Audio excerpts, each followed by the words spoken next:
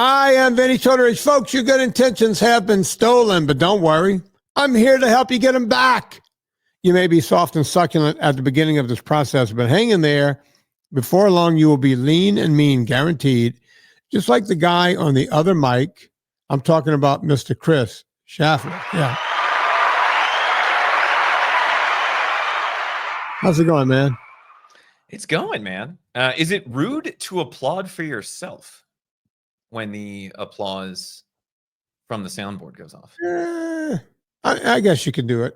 I won't. It feels a little egotistical, but it also feels weird not to clap along with all of the people at home. Or I see politicians doing it, right? Like they'll say something in a cloud of crap, and they'll do kind of like a seal clap. They'll put their hands way out and do that.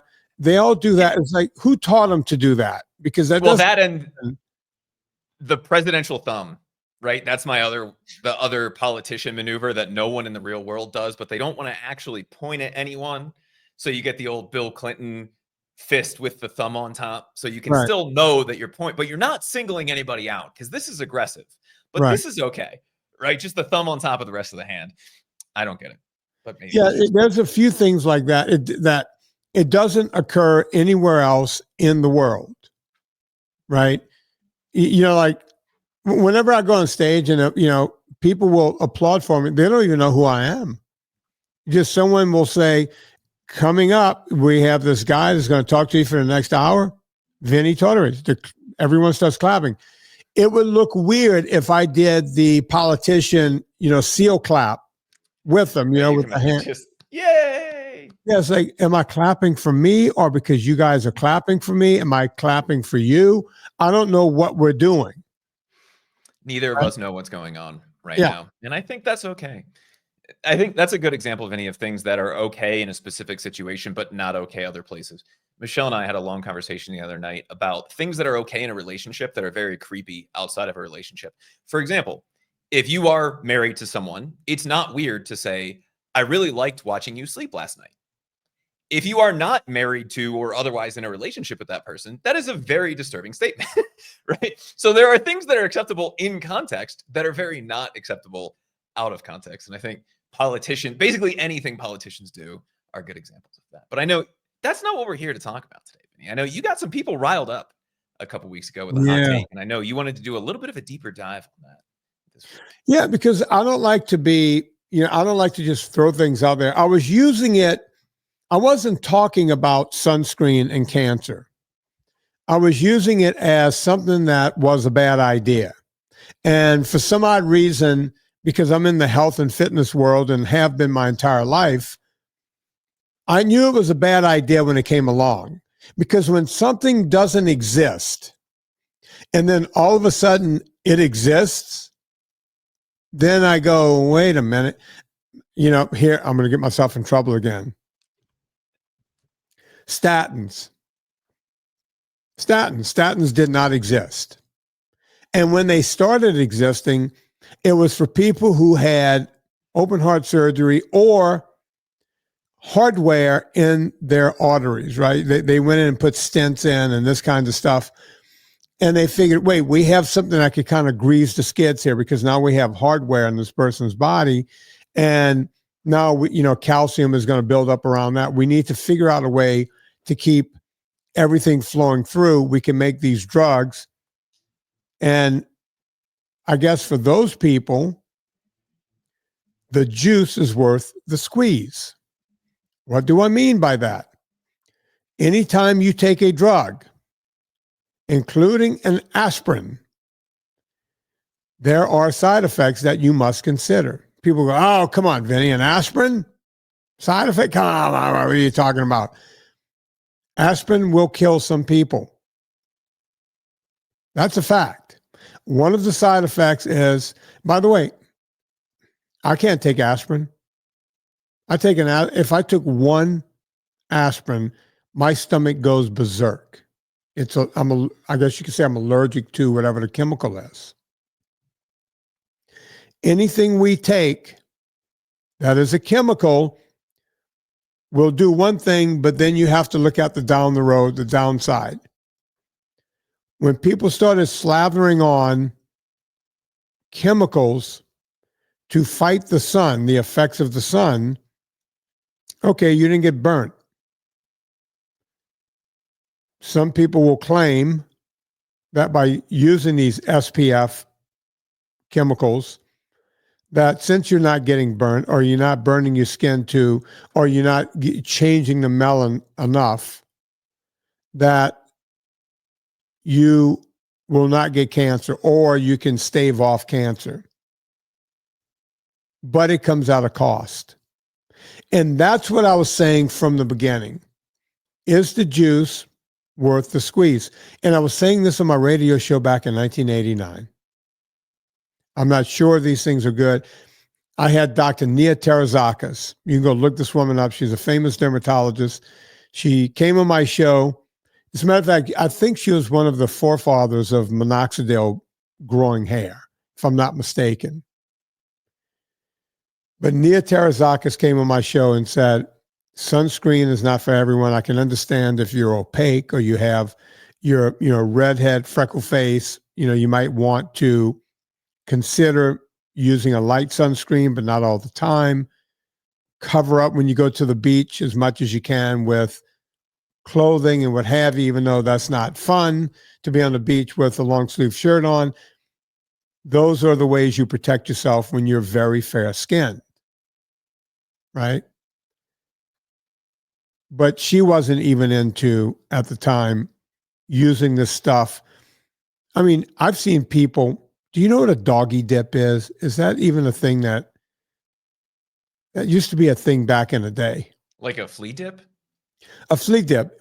They would have right, like the Achilles, grab them by the heel, dunk it in and be done with it. Like what? Well, yeah, there used to be a thing. You fill up the barrel or like a big tub with water and put the chemical in there. I'm not sure it was good for your dog. And you would dip your dog in it and it would kill all the fleas and hopefully ticks and all that kind of stuff. I like the advertisement. I'm not sure it's good for your dog. Submerging your dog in water, probably not great. But also neither are fleas and ticks, right? Yeah. So yeah, I would refer to that as a flea dip, right? Yeah, they call it, we used to call them doggy dips. But I know people from the time their kids are born, they're putting this stuff, slathering it all over their bodies. And I'm not sure we're going down a good highway.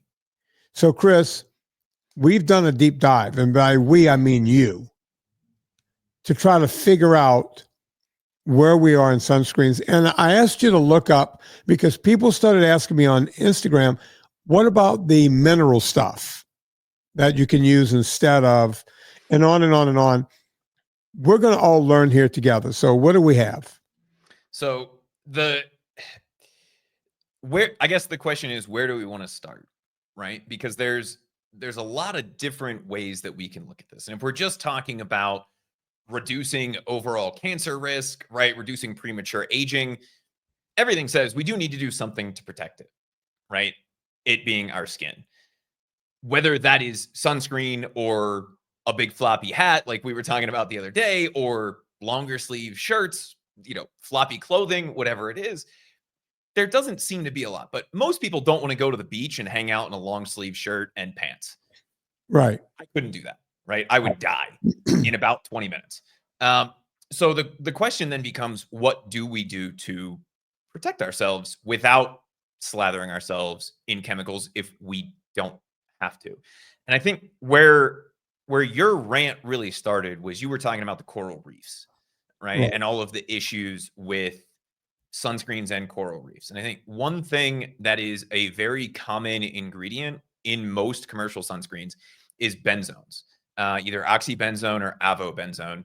Not a scientist. Don't yell at me for the pronunciation. That's what we're going with, right? Benzone. I would call it a benzone, or a benzone if we want to get Italian with it. But that seems to be the biggest thing. And oxybenzone, which is the most common version of that, is what it causes the problem with the coral reefs. So the fact that we know that and it's still in sunscreens is mind-boggling to me. But on top of that, it can also disrupt human hormones and lead to skin irritation and allergic reaction. So if you're going to put anything on, my suggestion would be probably don't get something with oxybenzone in it or avobenzone. Doesn't sound like a fun experience. And that, I think, Vinny, is where you were coming from when we were having this conversation the other day. Am I missing anything there? That's kind of the road that you were going down. You said maybe it's not great to slather ourselves in these things. Our skin is the biggest organ in our bodies. Our skins also absorb, right? Whatever, if you have chemicals on your skin, it gets into your body, right? There are certain chemicals they'll say you must wear gloves and this and that or whole thing.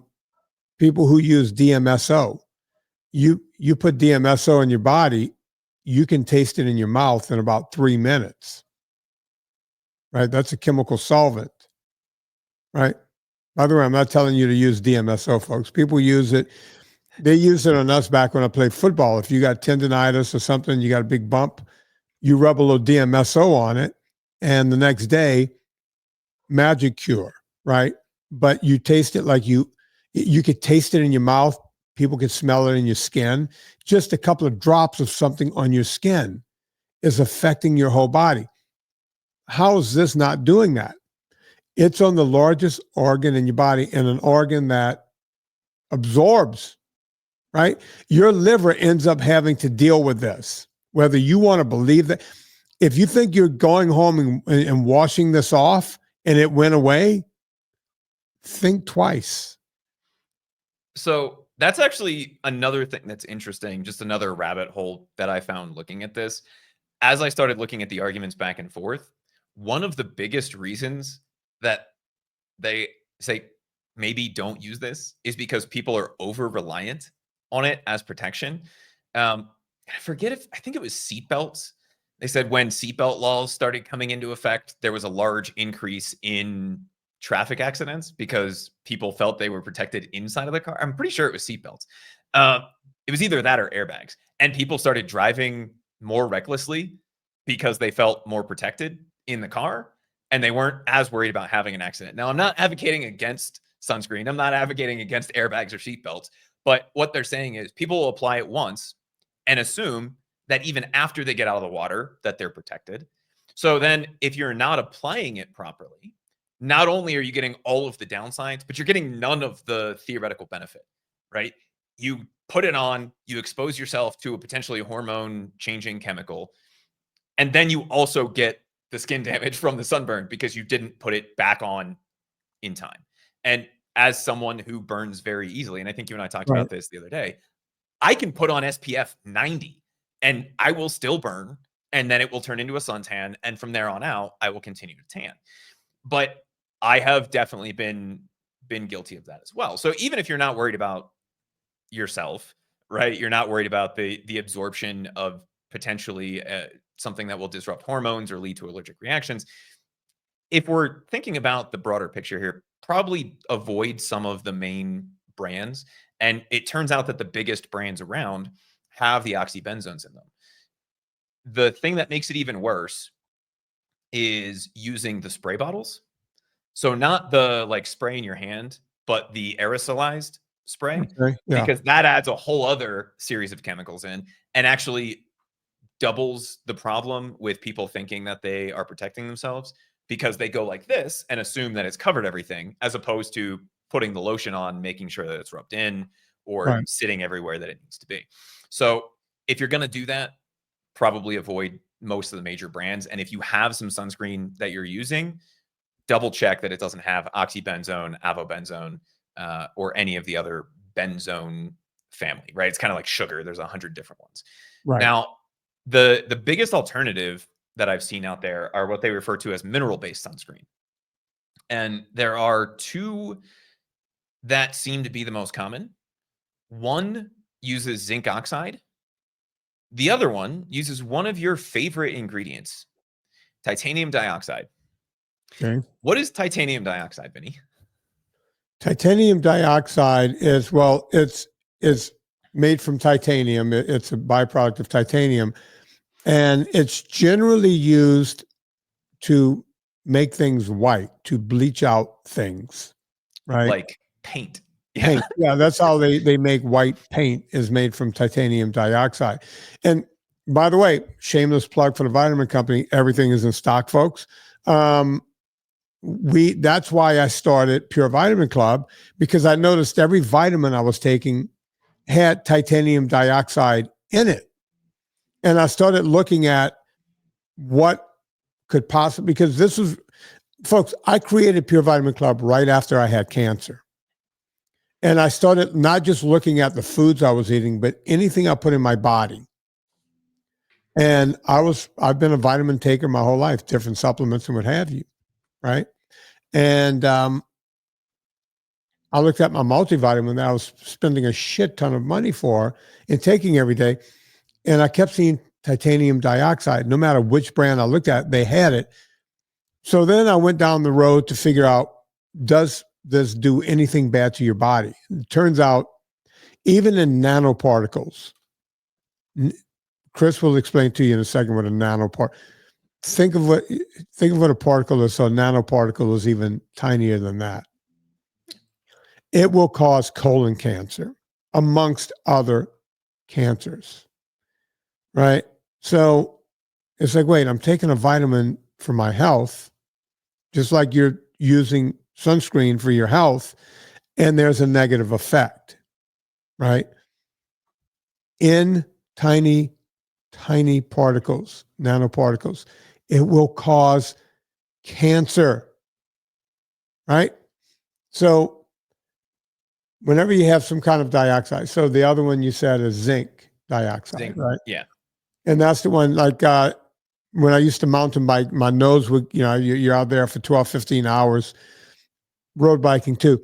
I used to put a little bit on the bridge of my nose because my nose would get really red. I had the helmet on my head and my nose would get super red just being out in that California sun all day long, right? And I didn't want my nose to look like I'd been doing coke all night when I got off the bike. So it was a vanity thing. But I got a feeling that even putting zinc dioxide on you is not good. Where are we on that, Chris? What do we know? So the claim with both of these, and again, not a doctor, right? But did enough research into this just to be able to have this conversation, is that neither titanium dioxide or zinc dioxide are absorbed through the skin, which is actually the reason that mineral-based sunscreens a lot of times get complaints that they don't rub in the whole way, right? They leave a white residue on the skin. Knowing the downsides of titanium dioxide, I probably wouldn't take that risk, right? God forbid you lick your finger or rub your eye or get some of it, around the corner of your mouth, Right. where you're absorbing that in. So if you're going to go that way, just based on what I've seen so far, zinc oxide seems to make the most sense. They're saying that's not absorbed either. And as far as problems, in the bloodstream, there doesn't seem to be the same issue that you have with titanium dioxide. If the body was a closed system and it stayed on the outside, might not be a problem. But I don't think I would go that direction. Knowing what we know about titanium dioxide, I would lean towards the zinc oxide side of things. And by the way, I mentioned cycling, but I would bet I'm not a gambling man. I'd put $100 in this right now. If I go into my ski clothes that, they all stay in a bag together all year long. If I go into my ski clothes, in one of the pockets, there's going to be a little disc full of zinc oxide, right? Because again, you're out there, it's bright, the snow and the whole thing, you put a little bit on your nose and you're not going to get your nose all crapped up. And if I go into this room, into my mountaineering stuff, and look into that bag, I'm sure there's a little disc. I'm saying a little disc. Zinc oxide usually comes in like a little disc with a quick screw, and you just quick screw and just dip it on your finger, put it on your nose. Those things are years and years old. That's how little I personally use this stuff, to where I think Dermatone or one of those companies make it. And I might even put a little bit of that on my lips. If I'm out on the mountain for a long time, if you're on a glacier, man, the sun is coming from up and down, right? You're fucked either way. So you need this stuff on your lips, on your nose, and the whole thing. That's where I always go, okay, right now, the juice is worth the squeeze. And I'm glad you're telling me that it's getting somewhat of a clean bill of health. And yeah, you look goofy when it's on, but it's the same thing I've always said about bicycle helmets. You can either look goofy while you're riding a bike, or if you fall, you can have a big old goofy gash in your head. And by the way, that's another one where they say if you don't wear a cycling helmet, you're much more careful. People have this sense of, oh, I have this helmet on, I can now do crazy shit in traffic, right?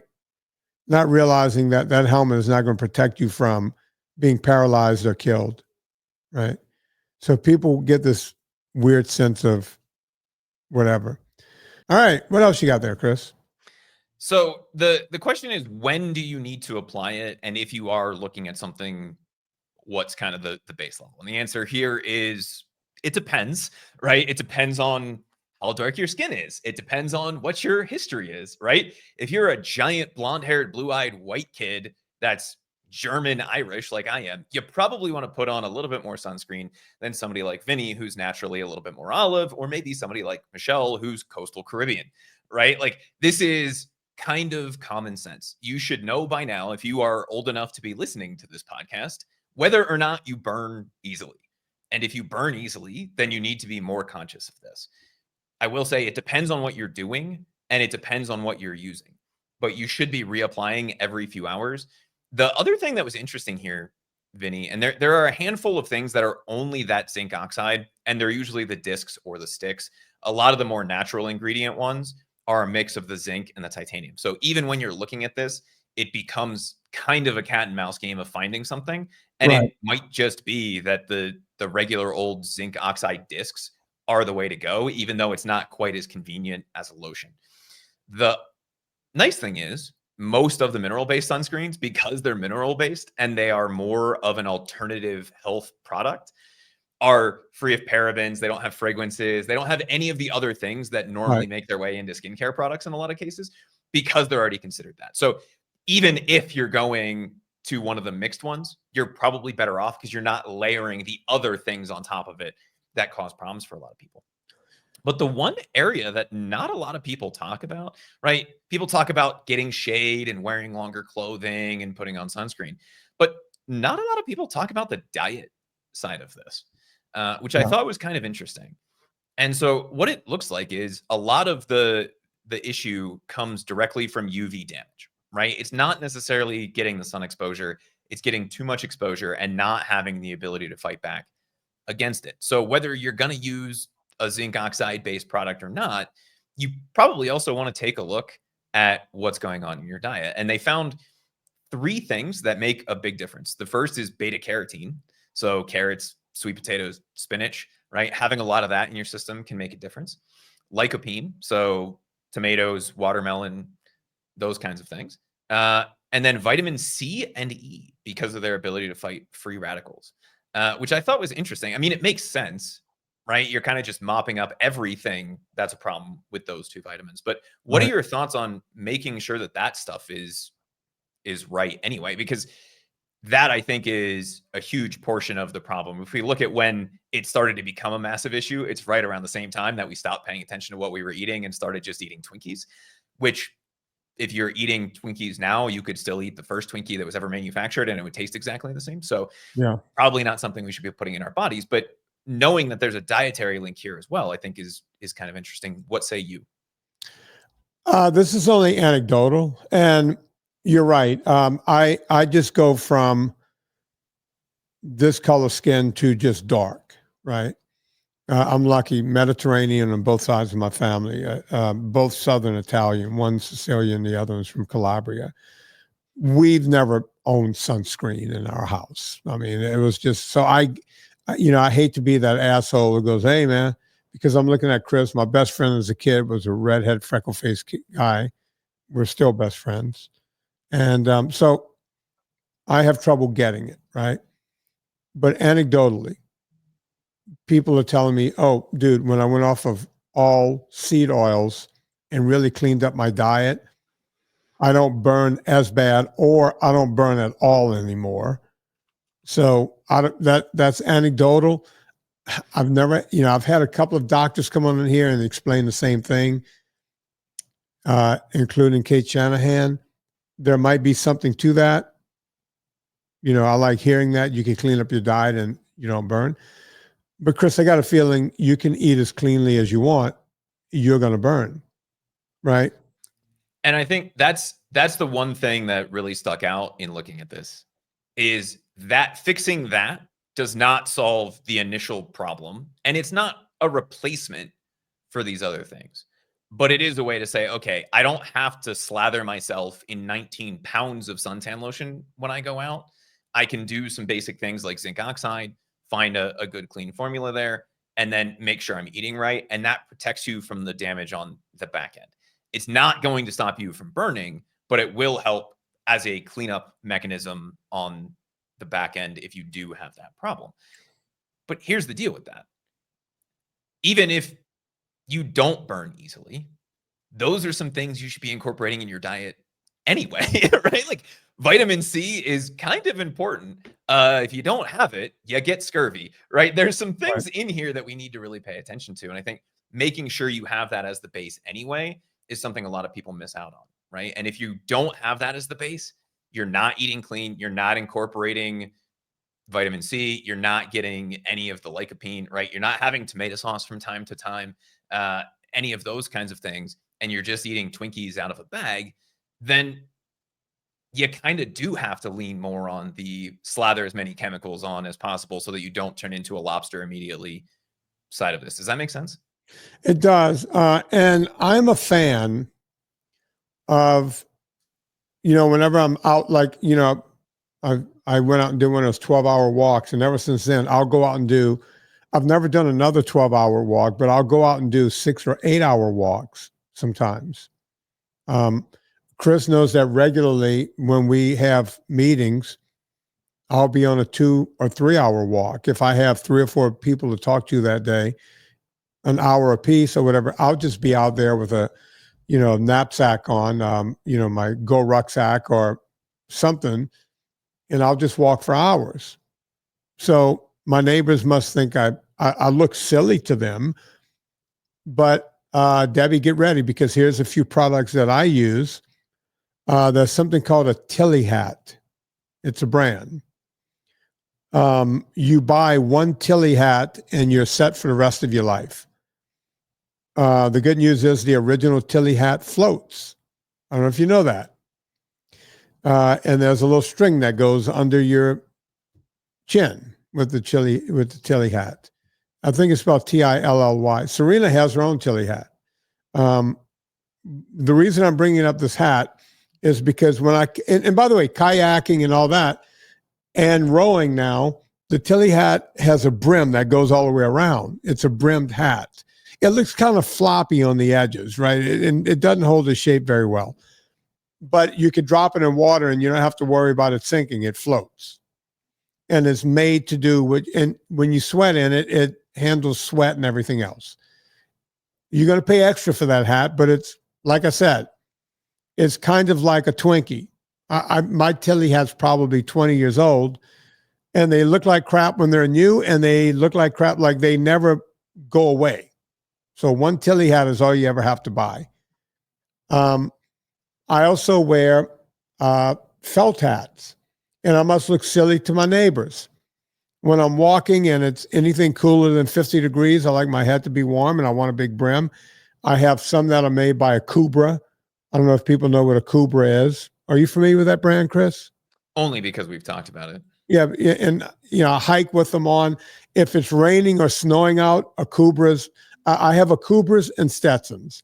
Stetsons are the American brand of a Kubra that comes from, I think, Australia. Australian. Yeah, Australia and New Zealand or something. Yeah, that's your Crocodile Dundee hat, right? Is a Kubra. They look almost kind of westerny, kind of Crocodile Dundee. And you look a little douchey when you wear them, but I don't care. And I noticed my friend Chris Kosman is the same way, right? Because Chris Kosman is the guy that owns the Badwater 135 and all those races. We used to be ultra athletes together. We're out in that desert heat, out in that sun for hours at a time. You want a brimmed hat going all around your head. right? That's why Mexicans used to wear sombreros, right? It's the same thing. You're covering an area, right? And you'll go, well, why does that matter? It's where the sun, even if you're an Italian or a Mexican or Chris's fiance, I wanted to say girlfriend, who is black, we will get cancer on the top of our ears, on the tips of our noses, right? And this kind of stuff. It's good to wear these kinds of hats. And they look I think they look kind of stylish, except for the Tilly hat. So Debbie, put Stetson hats up there. I know most of them are cowboy looking hats, but they look up the Stetson Gun Club hat, look up the Stetson I have it's called a Stratoliner. It's kind of like a cool looking hat, right? And I have the Tilly hat and I have the Akubras, right? And you'll go, Jesus Christ, Vinnie, these hats are a fortune. They make really inexpensive versions of these hats too. They just won't hold up the way these do. These are, you buy them once, and when you die, you pass them on. You know what costs more than a $200 hat, Vinny? Having a tumor removed from your ear. Yeah. Like some of those kinds of things. And looking at Akubras, they're around $200. There's brands. I don't know the brands because I'm an asshole and I buy these things, but they make crushable wool hats now, and they have like wire in the brim so you can shape the brim and all this kind of stuff. But it's called crushable. Find some of the crushable wool hats. It's the same thing. It's not the really fine felt that you're going to get from a Kubra or Stetson or Resistol or any of these really nice hat companies. But my deal is, you buy cheap, you buy twice. And I've always been like that in my life. I think my Stetson, the youngest Stetson hat I have is probably 10 years old. They've been rained on. They've been muddy. They've been sweated into no end. They've been snowed on. You name it. These hats have been through it. And if you saw them, you would think I bought them last week. They get a little patina to them. I mean, my Akubra's got a lot of patina to it because I've done a lot of sweating in that hat. Get these hats, folks. If not, get the Tilly hat. Chris, look up a Tilly hat and see how much they cost. They can't be more than $40 or something. And like I said, you buy a Tilly hat one time. And I think they have, I'm going to look it up too while Chris is looking it up. That's like your standard bucket hat. Yeah, it looks like something you would have seen on the show MASH. I'm looking it up also. Yeah, they got fancy Tilly hats now. Yeah, look, they got the ones with the wire in them and the whole thing. I have the original. There you go. You get a free sock. That doesn't say socks. So is it a sock for the hat, or do they just give you one sock? That would be the question. I don't know, but I'm looking here, folks. I take back, you don't need to get, I mean, they got Tilly hats here. Like the ones I have is the vintage, I guess it's called the Wanderer hat. Like this, the T3. Yeah, it's the T3 vintage, the original. And I think mine is green. Yeah, it's green. So you'll see it. It's kind of a floppy looking. Mine is all flopped out, man. It doesn't look as nice as the one this model has on. But I'm looking here, and they got hats like if you play golf and this kind of stuff. They got the kind that you wouldn't.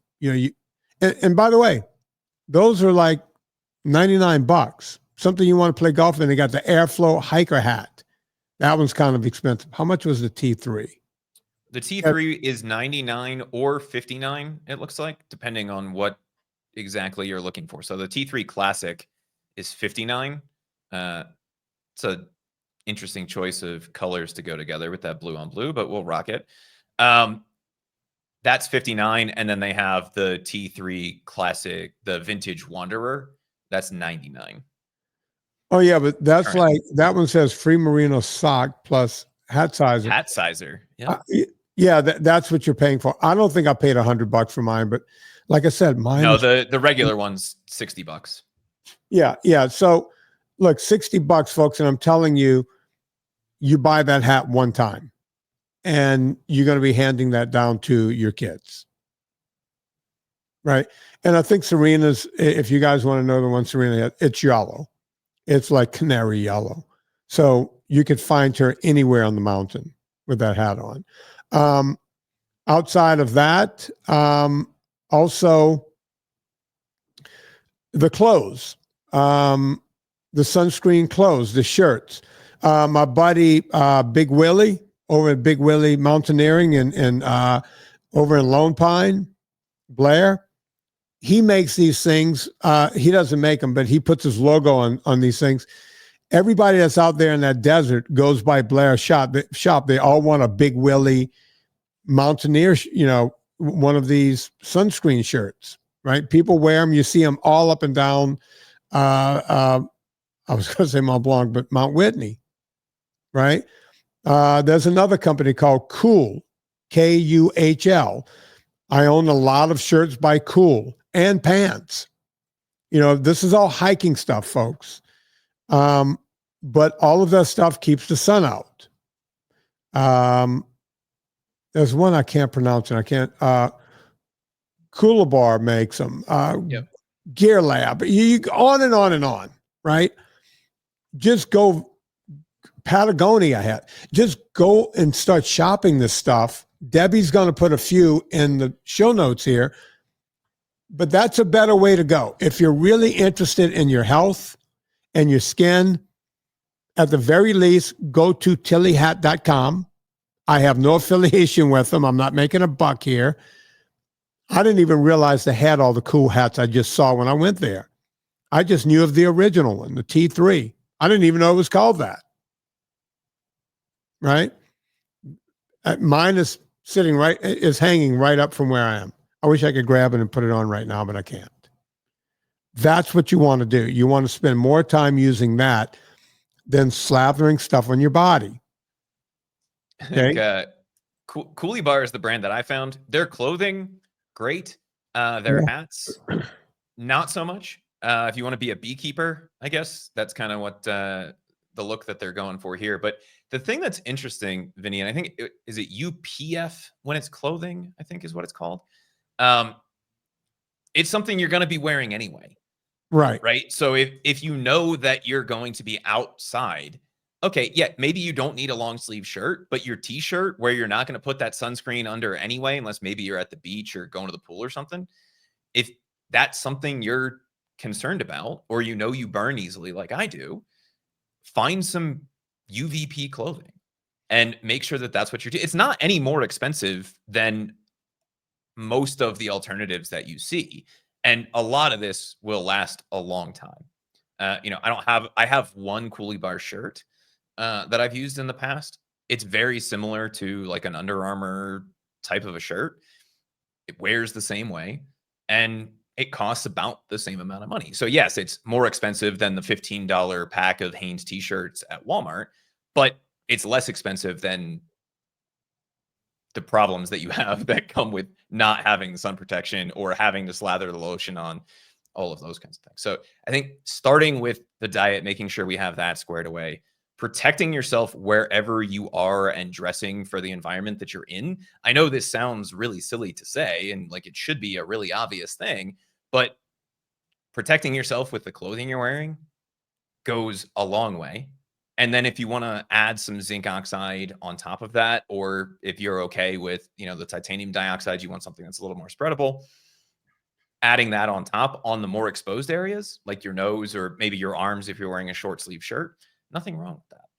But you don't have to cover yourself every time you go outside with 19 pounds of sunscreen. Right. Another brand, this is a brand I use. I have several of their shirts. A brand's called Poncho. They look good. They have some flexibility. I do not know if there's SPF.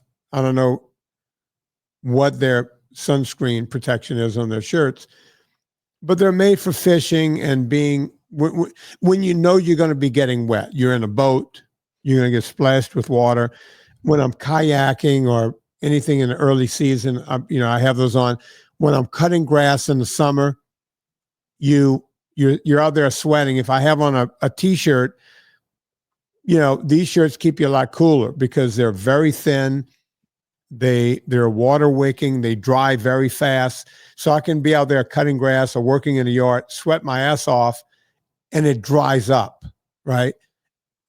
It's a great shirt. I don't know if there's any kind of sun protection with the Poncho brand, but again, we're talking about saving yourself from the sun here. And I'm guessing if these things are made for outdoors and fishing and everything else, there might be, but you could go to their site and check them out. They do have it listed as a bullet point. They don't say exactly what it is, so you probably want to dig into it a little bit.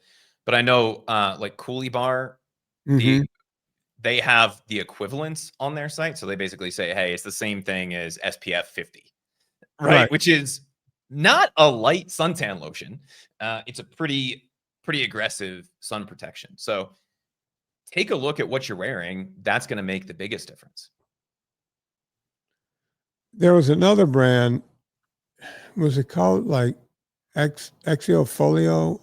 I wish I could remember it. I cannot pronounce this word. It's EXOFFICIO. EXOFFICIO. CIO. Yeah. Ex officio? Yeah. I use a lot of their underwear because, when you're out and you're camping and whatever, they dry up really fast. But I know they do some sun protection stuff too. And I've had shirts by these people. If I remember right, they're super expensive. But again, yeah, $30 for boxers. It's not cheap. Yeah, I guess that's why I only have 2 or 3 pairs of them. But when you're out in the mountains, that's what you want to have on your body, right? Because these things perform, right? The other thing is we use wool out in the mountains a lot too. So you have that. But they make shirts. Let's see under categories. Do you see anything with shirts? And I know that I see a few undershirts. Their undershirts are like $40 a pop. Let me see if there's. I know they used to make shirts, like. Yeah, so they have just a basic crew neck tee. That's the only shirt that they have for men. They have it in gray or other gray. It's gray or black. They must have gotten out of that business. I thought at one time they were making, and I think Patagonia and some of these brands are also doing it, Chris. I've seen them, when I've been in REI or somewhere, I've seen their stuff. So it's all out there, right? There's clothing you can buy. And you'll go, oh, that clothing is expensive. Start thinking about what you pay just to put sunscreen on every time. This is something you buy once and use for years. So right? we went up to the coast for Michelle's birthday just for the weekend a couple weeks ago before we started having this conversation. And hilariously, I buy a little bit of sunscreen, right? Just a little travel bottle. She buys baby oil because why not? Yeah. And looking at what that cost, that was about $10 for the usage of that bottle for just that weekend. Right? Vinny, I live 1.5 miles in the air. Yeah. I'm outside 3-4 hours a day. Right? If I was reliant on sunscreen for all of my UV protection, that would get very expensive very quickly. I used most of that bottle in 2 days. So I'd be paying $10 every 2 days. That sounds like a really expensive habit to me. And it doesn't mean I'm never going to put it on my nose, or maybe, if I start getting a little darker on my arms, maybe I'll throw some on there. But it should be the last portion of the equation, not the first portion. Right. I'm looking at the rest of my body all year round, right? The higher you are, the more UV exposure you have. So if you're doing the right things from a diet standpoint, you're thinking about what you are wearing and not from a cost standpoint. Right. But from a longevity standpoint, it starts to make a lot more sense. A $40 t-shirt is not a fun expense, and it's not an expense that everybody can handle. But if it's something you can bring into the budget, most of this clothing, and I can't vouch for every brand, just some of the ones that we've been talking about, will last you a few years, if not longer, even using it regularly. And so when you think about that, okay, it's 2 bottles of suntan lotion or 3 bottles of suntan lotion. If you're going through a couple of these, it starts to add up very quickly. That t-shirt is going to last you a lot longer. Those jeans or those pants are going to last you a lot longer. The hat is going to last you a lifetime, and it's going to stop you from having a $500 copay to have them look at the weird spot on your ear, right? Like, it goes a much longer way than slathering the other chemicals on. And if you're looking at some of the things that are in regular sunscreen, and when I say regular sunscreen, you know what I mean, right? That big blue bottle they have, or what's the one with the dog pantsing the little girl, which is, by the way, one of the weirdest branding decisions I think I've ever seen. That was Coppertone. Coppertone. Yeah. Still just a weird branding choice, but whatever. The downstream consequences of those, maybe you avoid some of the skin problems, but you're also causing a lot of other downstream issues, both for you and for the environment. So if we can think about this in a more, it sounds ridiculous to say, a more holistic way, but it's not just about the week that you go to the beach this year. It's about every time you're in the sun. And if you think about it that way, it makes a lot more sense to start with the diet and what we're wearing on a daily basis, and then use some sort of sun protection when we have extra exposure. Just like what you were talking about. If you go to a glacier, if you're going downhill skiing and you don't want to get sunburn from that reflection off the snow, put some on. But we need to think about the base level of this stuff before we go to, this is definitely the solution, right? It's a one size fits all thing. If I slather sunscreen on, doesn't matter which kind, I'm never going to have skin problems. Not accurate, and not something you want to be paying attention to. The real answer is looking at this, making sure we're eating right, making sure we're wearing the right things to truly protect us. And then if we want to add on that extra layer, great. Chris, late breaking news.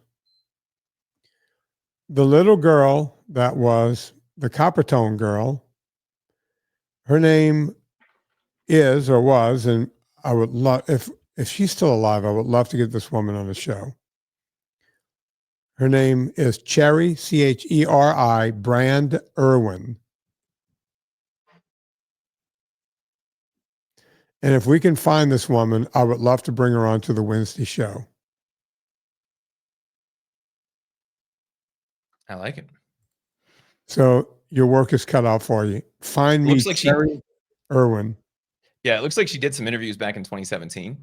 If we can track her down. How old is she? Can we figure out how old she is now? Well, so the original logo was done in 1959. She had to be 4 or 5 at the time, right? Right. So late 60s, early 70s. Here's the thing, a video. What is it like having the word? Hello, I'm Cherry Irwin. Oh, wow. There's a 3-minute thing on Oprah. Where are they now? And by the way, I don't know if you know this, but that was my second appearance on Oprah. I was on the Oprah Where Are They Now? Where were you now? So me and Cherry both have something in common. We were both on Where Are They Now? Oprah. I'm curious if her first appearance on Oprah was as controversial as yours was. Yeah, I don't know why mine was so controversial. I mean, the fact that I'm one of the top 7 all-time Oprah shows is weird to me, because I had never seen an Oprah show, nor did I see my appearance on an Oprah show. You know, I knew it was coming out that day. I was out training people. I didn't even have a television back then, right? And I was walking across Beverly Boulevard at Cahuenga. I was crossing, and guy yells out of his car, "Hey, Oprah guy, Oprah guy." And I'm like, oh, holy shit. And this is only hours. How did you know my actual name? That's the real question, right? How did you know my name was Oprah guy? Yeah. Is the first thing. I'm Oprah second, guy now. Yeah. The fact that you recognize me is terrifying. And then I'd walk down the street, you know, I'd go get a cup of coffee at Kings Road Coffee Shop. People come up to me, "Did you go out with Cher? Did you?" My life was forever changed by an appearance on Oprah show, to the point where Cher actually called me. Do you know that story? Do we ever talk about that? I do not know that part of the story, no. She must have been getting hounded as much as I was. Well, she's Cher, so she's way more recognizable, right? I couldn't go. I started getting auditions. I was still, modeling back then. I would get auditions just so that they can ask me in the audition if I was going out with Cher. They weren't interested in having me in the thing, right? Thank you. That does not somehow make this better. I'm not sure. Yeah, it's like, can I have the part? I'll tell you if you give me the part. Yeah, it was like, it was a weird time in my life that I try not to think about or talk about. So you mentioned Oprah, and I was talking to my dad the other day. My parents are going through old videotapes. Vinny, do you know who Tulane played in the Liberty Bowl in 1979? Given the fact that you're talking to me, the answer should be fairly obvious. No, but my buddy was in that game because I got there in 81, and one of my, so I was playing with the guys that were in the Liberty Bowl game. And I can't. So Penn State, right? My Right. dad had taped the game, and it was just sitting there for whatever, not exactly like something that anybody would actually care about, but it was an unlabeled VHS tape. He flipped it on about 15 minutes into it, because the broadcast was coming from Baltimore. Oprah Winfrey pops up, and he's like, what? Because she started as a local reporter in Baltimore in like 77 or 78. And so he just sent me a screenshot, and he's like, who's this? And I was like, I don't know. Also, why are you sending me a random screenshot of someone from the 70s? Yeah. And he's, oh, no, it's from the Liberty Bowl game. He said, you'll have to ask Vinny the next time you talk to him. If he knows. Yeah, no, I didn't get there until 81. And I played in the last two times Tulane beat LSU. We beat them 48-7 in the Superdome in front of 80,000 screaming fans. Went down to Tiger Stadium the next year. They had the Orange Bowl bid. We had a horrible season. We went into Tiger Stadium with 3 wins. And I guess they took us for granted. And they were already going to the Orange Bowl. We walked in that field, got pelted with oranges. And right. We beat them 31-28 in the rain. And in Tiger Stadium. And it was called the upset of the century. It was one of those deals. So, Chris, I would love to talk to you for another hour. I have another podcast to get to. I think we covered it. And I like the pun, right? We covered it. Yeah. We slathered it. We looked at it. Bottom line, go get yourself some zinc oxide and buy some clothes. Yeah. Eat the right stuff. Buy some good clothing, and look for something that is not filled with hot garbage or actual cancer, and you're going to be okay. Tune in next week when Chris will bring us information about why we should have sunshine every day of our lives. Chris, go find that. I need to know why we need sunshine every single day. Do you want to be the sunshine of my life? Is that what you're saying? So beyond the obvious, right? Beyond the vitamin D side of this, a little bit of a deeper dive into making sure we're getting natural light on a daily basis. I like it. Because some people don't leave the house. Right? I mean, it's crazy that people don't get what they need.